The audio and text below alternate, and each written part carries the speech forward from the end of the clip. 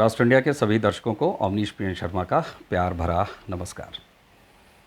जैसा कि आप सभी ने थंबनेल में देख लिया होगा कि हमारी आज की चर्चा का विषय क्या है।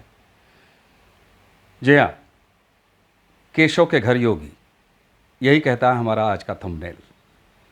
केशव यानी उत्तर प्रदेश के उप मुख्यमंत्री श्री केशव मौर्य जी, और योगी यानी कि उत्तर प्रदेश के यशस्वी मुख्यमंत्री श्री योगी आदित्यनाथ जी।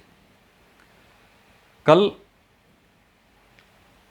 दोपहर में योगी आदित्यनाथ जी उप मुख्यमंत्री केशव मौर्य जी के घर पर पहुंचे और भोजन के समय पहुंचे। उसके बाद एक तस्वीर आई जिसमें उप मुख्यमंत्री केशव मौर्य जी की पत्नी, उनके पुत्र, उनकी पुत्रवधू और उन्हीं के साथ मुस्कुराहट भरे चेहरे के साथ उत्तर प्रदेश के मुख्यमंत्री श्री योगी आदित्यनाथ जी।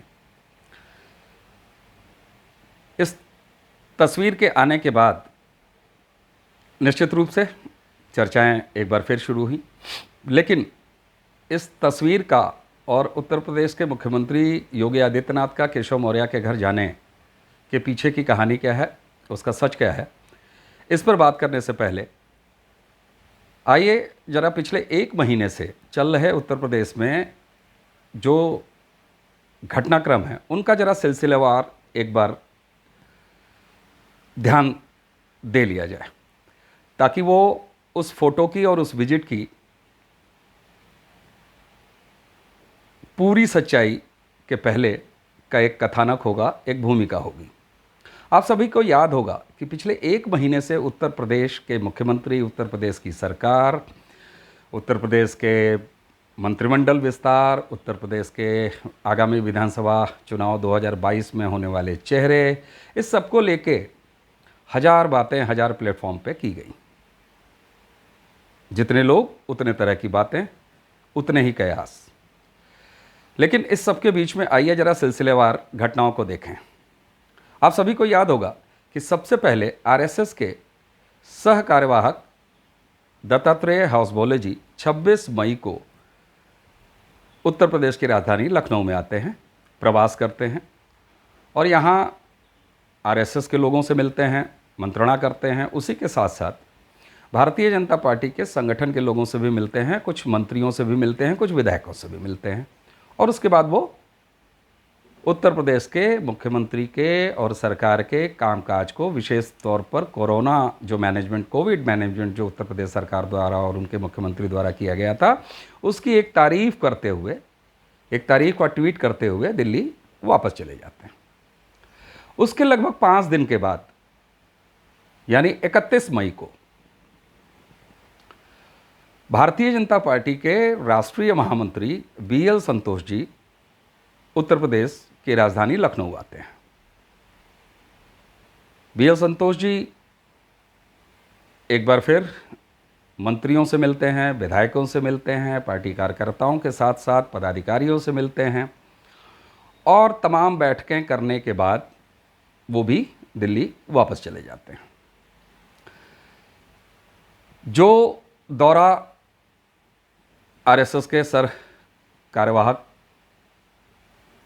होसबोले जी से शुरू हुआ था, बीएल संतोष जी के दौरे तक आते आते उसने उत्तर प्रदेश की राजधानी की जो भी राजनीतिक गलियारे थे, और राजनीतिक गलियारों से ज़्यादा खबरों के भूखे हम जैसे मीडिया वाले, चाहे वो स्थापित मीडिया के लोग हों, चाहे वो अखबारी मीडिया के लोग हों, या राजनीतिक विश्लेषक, राजनीतिक सरोकार रखने वाले लोग हों, उनके बीच में उत्तर प्रदेश की सरकार, उत्तर प्रदेश के मुख्यमंत्री, उत्तर प्रदेश का कैबिनेट विस्तार किसी एक बड़े ही कुशल नौकरशाह के नौकरी छोड़ने के बाद राजनीति ज्वाइन करना, राजनीति के बाद एमएलसी बनना, और एमएलसी बनने के बाद उनका एडजस्टमेंट, राजनीतिक एडजस्टमेंट, इस सब को लेके बहुत सारी बातें हों।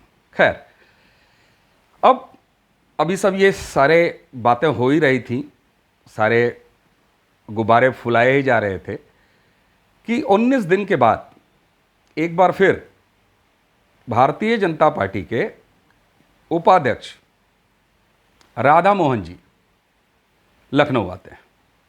यानी कि इसके पहले जब 31 मई को BL संतोष जी आए थे, उसके बाद राष्ट्रीय उपाध्यक्ष हैं, उत्तर प्रदेश के प्रभारी हैं डॉक्टर राधा मोहन, वो भी आते हैं, मंत्रियों से मिलते हैं, विधायकों से मिलते हैं, और उसी के साथ साथ वो उत्तर प्रदेश के महामहिम राज्यपाल जी से भी मुलाकात करते हैं, और सोने पर सुहागा जिसको मैं कहूँगा वो विधानसभा अध्यक्ष से भी मिलते हैं। अब इसके बाद तो साहब पूछिए मत किस तरह की कयासबाजियां शुरू हो गई। राज्यपाल से मिलना, कहा गया एक लिफाफा सौंपा गया, उस लिफाफे में नाम थे, पता नहीं वो विद्रोही विधायकों के नाम थे या ये भी कहा गया कि वो संभावित मंत्रियों के नाम थे, जो भी था। राज्यपाल जी से मिलने के बाद तो बस पूछिए ही मत, सरकार जाने वाली है, मुख्यमंत्री बदले जाने वाले हैं, ये सब तमाम चीज़ें होंगी। फिर आता है 6 जून, और 6 जून को एक बार फिर राधा मोहन जी वापस आते हैं। खैर, इस सब के बाद उत्तर प्रदेश के मुख्यमंत्री योगी आदित्यनाथ जी का दिल्ली दौरा होता है। कहा तो यहाँ तक जाता है कि वो दिल्ली तलब किए गए, बड़ी अच्छी बात है, लेकिन चलिए हम इसे दौरा ही कहेंगे, और ये दौरा ही था, क्योंकि कोरोना की सेकेंड स्ट्रेन के बाद प्रधानमंत्री और केंद्रीय नेतृत्व उन्होंने अपने आप को ओपन किया था, और लगातार प्रधानमंत्री जी अलग अलग लोगों से मिल रहे थे। उसमें बहुत सारे राज्यों के मुख्यमंत्रियों से मिले, कई जगह के नेता प्रतिपक्ष से भी मिले, जैसे बंगाल के नेता प्रतिपक्ष से मिले, उड़ीसा के मुख्यमंत्री मिले, इसी बीच महाराष्ट्र के मुख्यमंत्री मिले, तमिलनाडु के मुख्यमंत्री मिले। उसी क्रम में भारतीय जनता पार्टी के उत्तर प्रदेश के मुख्यमंत्री योगी आदित्यनाथ भी दिल्ली गए। दिल्ली जाने के बाद उन्होंने के गृह मंत्री अमित शाह जी से मुलाकात की, भारतीय जनता पार्टी के अध्यक्ष JP नड्डा जी से मुलाकात की, और अगले दिन वो प्रधानमंत्री जी से भी मिले। प्रधानमंत्री जी से मिलने के बाद वो अस्वाभाविक रूप से, यहाँ मैं कहूँगा अस्वाभाविक रूप से, राष्ट्रपति जी से भी मिले। हालांकि राष्ट्रपति जी से वो क्यों मिले, इसकी मीमांसा बहुत ज़्यादा नहीं हुई, क्योंकि इससे जो राजनीतिक गुब्बारे हैं उनमें बहुत ज़्यादा हवा भरने का स्पेस नहीं था। इसलिए योगी आदित्यनाथ जी राष्ट्रपति जी से क्यों दिल्ली दौरे के दौरान मिले, इस पर बहुत ज़्यादा चर्चा नहीं हुई। खैर, अब वापस आते हैं उत्तर प्रदेश। पिछले 2 दिनों से एक बार फिर राष्ट्रीय महामंत्री BL संतोष जी और भारतीय जनता पार्टी के उपाध्यक्ष राधा मोहन दास जी पिछले 2 दिनों से, यानी कल और उसके पहले, यानी कल और परसों, जो बीता कल है वो और उसके परसों, एक दिन पहले, 2 दिनों का प्रवास रहा। इस प्रवास के दौरान पहले दिन ये लोग अलग अलग संगठन के लोगों से, विधायकों से, RSS के लोगों से, मंत्रियों से मुलाकात करते रहे, मंथन करते रहे, और यहाँ तक कि बूथ लेवल कार्यकर्ताओं तक से मुलाकातें हुई, जिसमें कि भारतीय जनता पार्टी के जो बूथ अध्यक्ष होते हैं इनसे भी मिले।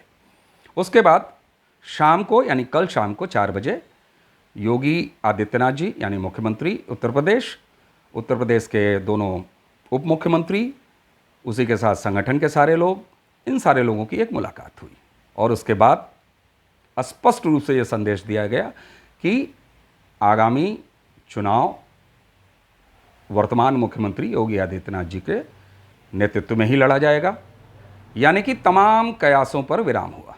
लेकिन इस सबके बीच में अब वापस आते हैं दोपहर की उस खबर पर, दोपहर की उस हैपनिंग पर, जब इन सारे लोगों के उत्तर प्रदेश यानी कि राजधानी लखनऊ में रहते हुए योगी आदित्यनाथ जी केशव मौर्य जी के घर जाते हैं भोजन के समय। अब कहने को यह भी कहा गया कि अचानक, लेकिन आप सभी को पता है कि मुख्यमंत्री हों या प्रधानमंत्री हों, इन लोगों के आने जाने का कार्यक्रम काफ़ी पहले ही निश्चित कर लिया जाता है।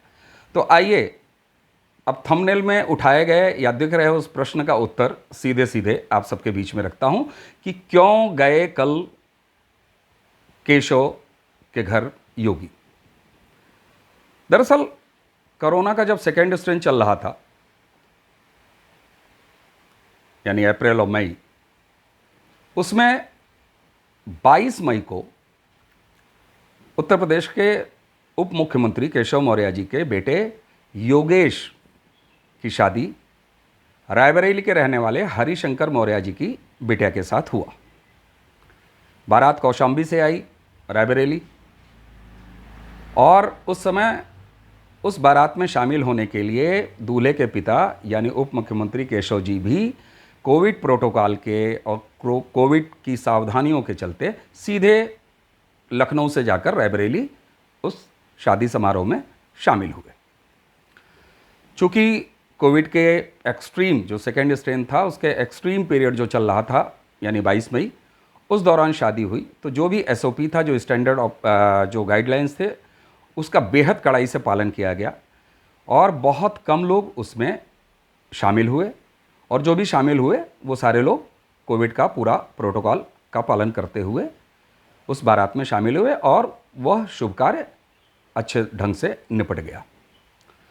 मुख्यमंत्री के नाते योगी आदित्यनाथ जी भी उस वैवाहिक कार्यक्रम में आमंत्रित थे, लेकिन कोविड की वजह से वो नहीं गए, कोविड प्रोटोकॉल की वजह से वो नहीं गए, प्रतिबंधों की वजह से वो नहीं गए। और ये एक अच्छा नज़ीर था, एक अच्छा उदाहरण था कि प्रदेश का मुखिया भी जब इस तरह के सावधानियों को बरते तो हम आप जैसे नागरिकों से भी उम्मीद की जा सकती है। अब बड़ी सामान्य सी बात है, ये हमारे आपके साथ भी होता है कि जब हम आप कभी अपने इष्ट मित्रों या किसी आदरणीय या किसी छोटे बड़े अपने जानने वाले पारिवारिक लोगों के यहाँ तय कार्यक्रम के दौरान जिस दिन आमंत्रण होता है उस दिन नहीं जा पाते हैं, तो आगे पीछे जाकर अपनी जो शुभकामनाएं हैं वो देते हैं, अपना आशीर्वाद है वो देते हैं, और इसी तरीके से रिश्तों को निभाया जाता है। तो कल योगी आदित्यनाथ जी का केशव मौर्य जी के घर जाना, और वो भी भोजन पर जाना, पहले से तय था। इसलिए कल बड़े हंसी खुशी के माहौल में योगी आदित्यनाथ जी केशव मौर्य जी के घर गए। उन्होंने केशव मौर्य जी की बहू, उनके बेटे को आशीर्वाद दिया, भोजन किया, और उसके बाद अपने काम को वापस आए, और देर शाम लगभग 4 बजे अपराह्न उन्होंने बाकी जो तय कार्यक्रम थे उसके अनुसार मीटिंग की। और मीटिंग के बाद जो स्पष्ट संदेश उत्तर प्रदेश के राजधानी से दिया गया वो यही दिया गया कि आगामी 2022 का उत्तर प्रदेश का विधानसभा चुनाव निश्चित रूप से एकमात्र योगी आदित्यनाथ जी के नेतृत्व में ही लड़ा जाएगा। मुख्यमंत्री के चेहरे भी वही होंगे, बाकी संगठन, आरएसएस और केंद्रीय नेतृत्व वह सब उत्तर प्रदेश के विधानसभा चुनाव के लिए अपनी कमर कस चुका है। यहाँ अंत में चलते चलते आपके साथ ये बात ज़रूर शेयर करूँगा कि अब जाके भारतीय जनता पार्टी बहुत ही एग्रेसिव मोड में दिखती है, चाहे वो बंगाल का चुनाव हो, चाहे वो असम का चुनाव हो, जितने भी चुनाव हो। और मुझे लगता है कि मीडिया के जो खाली पेट गैस बनने वाली जो प्रक्रिया है, अब भारतीय जनता पार्टी भी उससे मज़े लेने लगी है। और देखिए ना, पिछले 1 महीनों से किस तरीके से आनंद लिया जा रहा था। इस बीच में चलते चलते केंद्र से आए वरिष्ठ अनुभवी प्रशासकीय अनुभव रखने वाले और आईएएस की नौकरी से इस्तीफा देकर एमएलसी बने ए.के. शर्मा जी पर भी बात कर ली जाए। ए.के. शर्मा जी उत्तर प्रदेश में आते ही एमएलसी बने, बहुत अच्छी उपलब्धि, राजनीतिक उपलब्धि कही जाएगी। उसके बाद कोविड के दौरान उनका बनारस और आसपास के क्षेत्रों से कोविड मैनेजमेंट, इसकी भी बहुत ज़्यादा तारीफ हुई। लेकिन वो आ रहे हैं और सिर्फ इसलिए आ रहे हैं कि उनको कैबिनेट में जगह मिलेगी और एक ख़ास विभाग मिलेगा। ये केवल और केवल राजनीतिक गलियारों के साथ साथ विपक्षियों द्वारा प्लेस किया गया मीडिया में वो प्लेसमेंट था, वो गुब्बारा था, जिसका कि पटाक्षेप उनको उत्तर प्रदेश भारतीय जनता पार्टी का उपाध्यक्ष बनाने के साथ ही समाप्त हुआ। तो ये थी कल योगी आदित्यनाथ जी के केशव मौर्य जी के यहाँ जाने के पीछे की कहानी, उत्तर प्रदेश भारतीय जनता पार्टी और उत्तर प्रदेश सरकार, आगामी चुनाव, इन सब के बारे में तमाम बातें अब शुरू होंगी, क्योंकि साफ संदेश ये मिल चुका है उत्तर प्रदेश से कि योगी आदित्यनाथ जी महाराज ही होंगे अगले मुख्यमंत्री चेहरे, और उन्हीं के नेतृत्व में चुनाव लड़ने का मन बना चुकी है भारतीय जनता पार्टी। आपको हमारा कार्यक्रम कैसा लग रहा है, इसके बारे में हमें ज़रूर बताते रहें। आपके सुझाव हमारे लिए आशीर्वाद ही नहीं बल्कि आगे की तैयारियों के लिए, अपने आप को सुधारने के लिए बहुत ज़रूरी हैं। देखते रहिए अपने राष्ट्र इंडिया को और इसके YouTube चैनल को सब्सक्राइब कीजिए। वीडियो अगर आपको अच्छा लगता हो तो लाइक कीजिए। हाँ, बेल आइकन ज़रूर दबाइए ताकि जब भी हम नया वीडियो डालें तो उसकी सूचना आप सभी तक पहुंच पाए। आज्ञा दीजिए अवनीश शर्मा को।